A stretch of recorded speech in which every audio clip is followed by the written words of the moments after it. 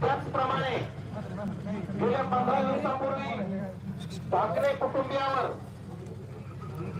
अगदी ढाकणे काकांचं दात पूर्ण पाडले, त्यांच्या हिरड्यांना सुद्धा मार लागलेला आहे.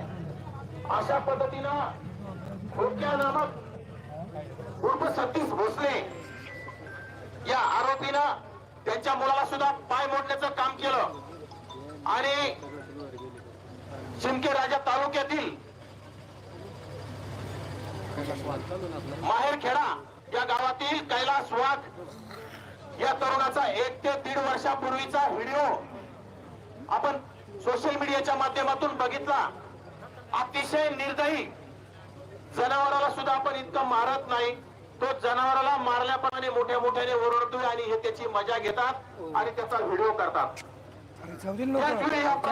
पोलीस प्रशासनाला जाब नाही. पोलीस प्रशासन काय करत होतं, कोणाच्या दबावाखाली चालत होतं आणि कोणाच्या सुपारी खाली हे पोलीस प्रशासन चालत होतं. खरं तर काल परवाच्या प्रसार माध्यमांच्या सतर्कतेमुळे खोक्याच्या घरी अनेक हरणांची आसारी, हरणांची शिंग, हरणाचा मांस, चरबी अशा हुंडके अशा गोष्टी गांजासह त्याच्या घरी मिळालेल्या असताना अद्याप सुद्धा खोक्या नावाच्या माणसाला अटक होत नाही. खोक्यावर कोणाचा वरदस आहे, खोक्याला पाठीशी कोण घालतंय हे सर्व तुमच्या शिरूर कासार तालुक्याला माहिती आहे. खोक्याचा डोका सुरेश धस आहे आणि सुरेश धस बोलताना यापुढे बाळासाहेबांनी सांगितलंय त्या खोक्याला वाढदिवसाच्या शुभेच्छा. सॉरी बिलेटेड खोक्या 99% नाही 100% तुझ्या पाठीशी.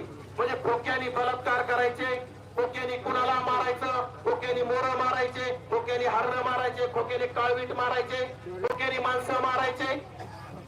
सुरेश दस त्याच्या पाठीशी आणि सुरेश दसांचा लाडका पोलीस निरीक्षक त्याच्या पाठीशी. मुख्यमंत्री महोदयांचा लाडका आमदार सुरेश दस काय म्हणतो, रकेल वागायचं, रकेल. रकेलपणा येतो कुठून, हरणाचं मटण खाऊन, काळविटाचं मटण खाऊन, बोराचं मटण खाऊन.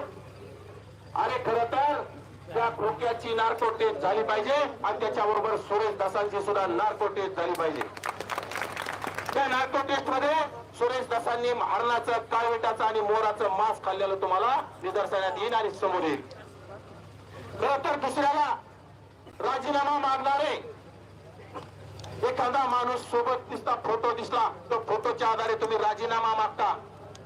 आज तुम्ही त्याला बिलेटेड म्हणता, सॉरी म्हणता, तुमचा हृदयातला कार्यकर्ता, त्याच्यासाठी तुम्ही कधी राजीनामा देणार सुरेशराव?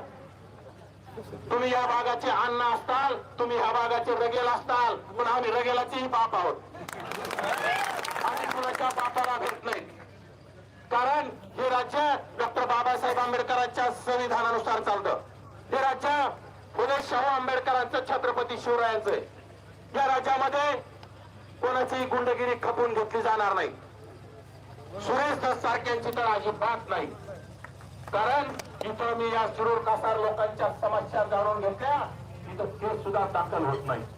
ज्यावेळेस सुरेश दसांचा फोन येईल त्यावेळेस दिल्ली पोलीस निरीक्षक केस दाखल करून घेण्याचं काम करतात. म्हणजे चाललंय काय, मला तर वाटतं त्यांनी आमदारकीचा राजीनामा देऊन पोलीस निरीक्षक पदाची जबाबदारी घ्यावी. म्हणजे काय होईल, त्याला शिरूर कासार तालुक्याला तुमच्या या आष्टी पाटोदा सगळ्याला न्याय देण्याचं काम करता येईल. दुसऱ्याला बोलणं सोपं असतं, दुसऱ्याच्या घरावर दगड मारणं सोपं असतात, पण त्याला आपण सुद्धा तितके चारित्र्य संपन्न असलं पाहिजे. आपण सुद्धा तितके सरळ आणि साधे पाहिजेत. काय ऍक्टिंग छगनरावजी भुजबळ साहेबांना म्हणे मला काय निधी दिला नव्हता, आम्ही मुद्दाम जेलमध्ये भेटायला गेलो. भुजबळ साहेबांचे काळे केस, जाताना काळे केस होते आणि येताना पांढरे होऊन आले. अरे भुजबळांची बरोबरी करायला भुजबळांच्या चपलाची सुद्धा तुझी बरोबरी होणार नाही.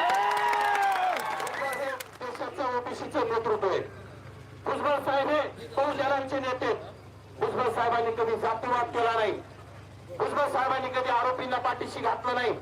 भुजबळ साहेबांना आरोप होऊन भुजबळ साहेबांना बिनबुडाचे आरोप करून त्यांना जेलमध्ये टाकण्याचं काम, त्यांचा आवाज दाबण्याचं काम झालं होतं. सुरेश दसांसारखे गुंड भुजबळांनी कधी पाळले नाही. सुरेश दसांसारखे गुंडासोबत पार्टनरशिप कधी भुजबळांनी केली नाही. आज खोक्यांनी जेवढ्या चोऱ्या केल्या असत्याल, खोक्यांनी जेवढं सोनं विकून आणलं असेल, त्याच्यातलं 75% सोनं सुरेश दसांच्या घरी जात असेल. खोक्यांनी जेवढ्या चोऱ्या करून पैसा आणला असेल, त्याच्यातला 75% पैसा सुरेश दसांच्या घरी जात असेल. मग सुरेश दसांची चौकशी मुख्यमंत्र्यांनी का करू नये? लाडकाय म्हणून करू नये का? या राज्याचे मुख्यमंत्री, आम्ही त्यांना अभ्यासू मुख्यमंत्री म्हणतो, परंतु तुम्ही जर असे लाडके आमदार आणि अशा लोकांना जर पाठी घालत असाल, तर तुम्ही सुद्धा कुठेतरी त्यांच्याकडून तुम्हाला काही येतंय का हे आम्हाला कुठेतरी शंका यायला काही जागा राहणार नाही. मुख्यमंत्री निष्पक्षपाती, या आरोपींना कुठली जात नसते आणि आरोपीला पाठीशी घालणाऱ्याला सुद्धा कुठली जात नसते. त्यामुळे कुणालाही पाठीशी घालू नये. सुरेश दसांची एसआयटी मार्फत चौकशी झालीच पाहिजे. सुरेश दसांच्या कुटुंबियाची आणि खोक्याची एसआयटी मार्फत चौकशी होऊन त्यांच्या दोघांच्या नार्को टेस्ट झाल्या पाहिजे. त्यामधून त्यांनी शेकडो हरण, शेकडो काळवीट आणि हजारो मोर खाल्ल्याचा तुम्हाला निष्पन्न होईल. कारण हरणाचं, काळवीटाचं मटण खाल्ले म्हणून यांच्यामध्ये रगिरी आली नाही ना. याला मारायचं, त्याला हाणायचं, त्याला धमक्या द्यायच्या, याची चौकशी लावायची. ज्याने तुम्हाला मदत केली त्याचे सुद्धा कधी उपकार मानायचे नाही, त्याच्यावर वरटंगडी करण्याचं काम तुम्ही करता. अशा माणसाला नक्कीच ईश्वराने सुद्धा साथ दिली नाही. कारण तुम्ही कुणाच्या जर विनाकारण मागे लागतात तर आपलं सुद्धा येणाऱ्या काळात कुठं ना कुठं आपलं तांबं पितळ उघडं पडत असतं. त्याप्रमाणे हे ईश्वराला सुद्धा चाललं नाही. कारण हे अनेक वर्षापासून हे अति झालं होतं खोक्याचं, अति झालं होतं सुरेश दस नावाच्या खोक्याचं. आणि या गोष्टी किती दिवस लपवायच्या म्हणून धोक्याच्या माध्यमातून या गोष्टी समोर आल्यात आणि धोक्याच्या माध्यमातूनच आता सुरेश दासांची चौकशी झाली पाहिजे.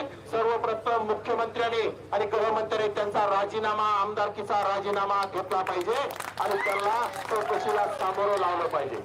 आणि सुरेश दासांनी सुद्धा नैतिकतेची जबाबदारी घेऊन मोठं मन दाखवून आणि मोठ्या मनाचा राजा म्हणून घेणारा, नाही काय वाकडं तिकडं सुंदर हवं दाखवणारा सुरेश दस यांनी स्वतः राजीनामा द्यावा, मोठं मन करून दाखवावं आणि स्वतः चौकशीला सामोरं जावं अशी मी आपल्या सर्व बांधवांच्या समोर मागणी करतो. आणि आता वेळ बराच झालेला आहे. खरं तर उन्हामध्ये अनेक उन्हामध्ये सर्वजण बसले, फक्त निष्पक्षपाती चौकशी झाली पाहिजे. आणि खरं तर या सुनील कासारच्या पोलीस निरीक्षकांची सुद्धा सीडीआर तपासले पाहिजे. कारण त्याला कधी बोलला, काय बोलला ते त्यामधून निष्पन्न होईल. खरं तर या पोलीस स्टेशनचे सीसीटीव्ही फुटेज सुद्धा मागच्या 1 महिन्यापर्यंत तपासल्या गेली पाहिजे अशी आपल्या सर्वांना गृह विभागाला विनंती करतो आणि माझं भाषण थांबवतो. धन्यवाद.